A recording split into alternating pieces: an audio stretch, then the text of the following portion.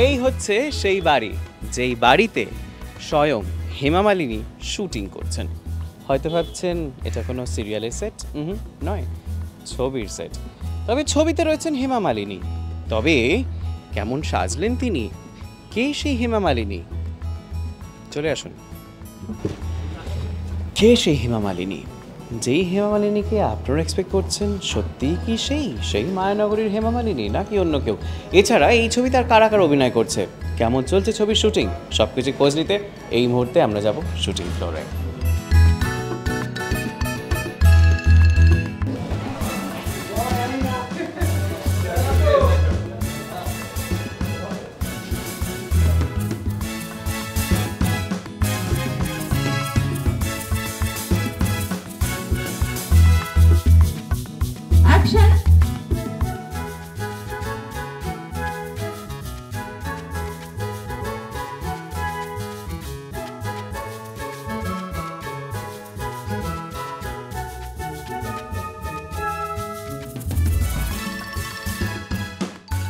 হেমা মালিনীর সেটে এই মুহূর্তে সঙ্গে চিরঞ্জিত দা রয়েছেন। দাদা, একটুখানি আমি চরিত্রটা আমরা হালকা আভাস পেয়েছি যে এখানে আপনি হোমিওপ্যাথিক ডক্টরের চরিত্র, সেটা যদি কীরকম যদি একটুখানি খোলসা করে বলেন। আমার ফ্যামিলির এই কাজই হচ্ছে, বাবা ছিল ডাক্তার, একটা চেম্বার আছে, পুরনো চেম্বার নর্থ ক্যালকাটায়, সেখানে ডাক্তারি করি, হোমিওপ্যাথির ডাক্তারের কি আমি সাকসেসফুল খুব একটা নই, তো যাই হোক সেটাই চলছে, তাতে চলে, আমার চলে যায়। আর সেইটা মিলিয়ে কয়েকটা ঘটনা ঘটছে, যে ঘটনাও খুব ইন্টারেস্টিং ঘটনা। একজন মহিলার মনে হয়েছে যে সে হেমা মালিনী, তো সেই জন্য সেই হেমা মালিনী সেজে ঘুরে বেড়ায়, নামটা হেমা মালিনী করে নিচ্ছে। নাম ছিল মালিনী, তার আগে বোধহয় একটা অ্যাফিডেভিট করে হেমা জুড়ে দিয়েছে এইসব। তারপরে আরও বিভিন্ন চরিত্র আছে, তারা সব আসে গল্পে। আলটিমেটলি জানতে পারে যে ওর একটা ডাক্তার জানায় যে তার একটা অসুখ আছে, এবং ফাইনালি জানা যায় সেটা ক্যান্সার। সেইটা থেকে সে কি করে সারভাইভ করবে, কারণ তার কাছে অত টাকা নেই যত টাকা লাগবে এই অপারেশনটা করতে।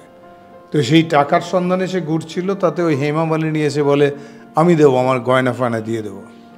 তো সেই গয়না ফয়না নিয়ে আসার পরেও দেখা যায় এনাফ মানি হচ্ছে না, এবং আলটিমেটলি যে স্ত্রীর সঙ্গে বিচ্ছিন্ন ছিল সে এগিয়ে আসে এবং সে ওকে নিয়ে যায় তার কাছে। এরকম গল্প, সেটা নিয়ে অনেক জটিলতা তৈরি হয় আর কি। মানিক ফিল্ম মেকার, তার জীবনে একটা বড় সমস্যা হচ্ছে তার নাম মানিক, ফলে বাঙালি যদি মানিক নামের একজন ডিরেক্টর শোনে তার তো এমনিতে একটা চাপ হয়।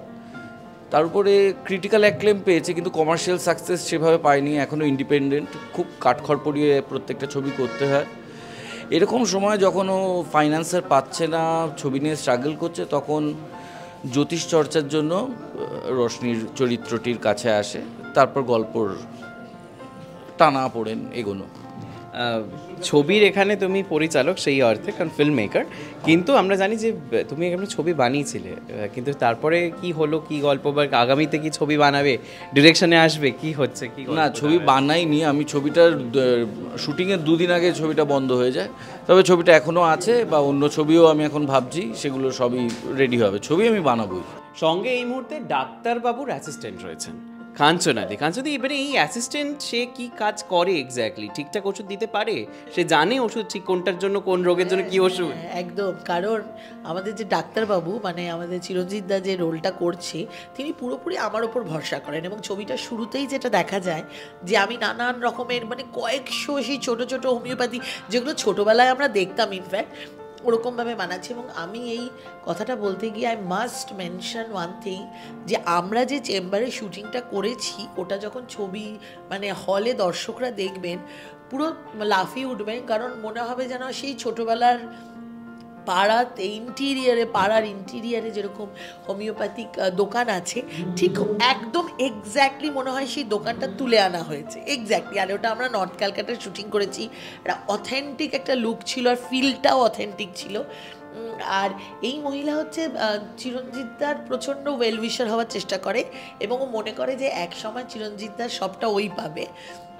মফস্বল থেকে ভোর 4টের সময় বেরোয় লোকাল ট্রেনে, এবং একটা ডায়লগে এসেও বলে যে মফস্বল থেকে আসা মেয়েদের প্রত্যেকের এক একটা গল্প আছে। এটাও তুমিও জানো বিং এ সাংবাদিক, যে তাদের প্রত্যেকের একটা করে খুব ইন্টারেস্টিং গল্প আছে, মানে সেটা প্রত্যেকটাই মানে কি বলবো, লার্জার দ্যান ফিল্ম একে।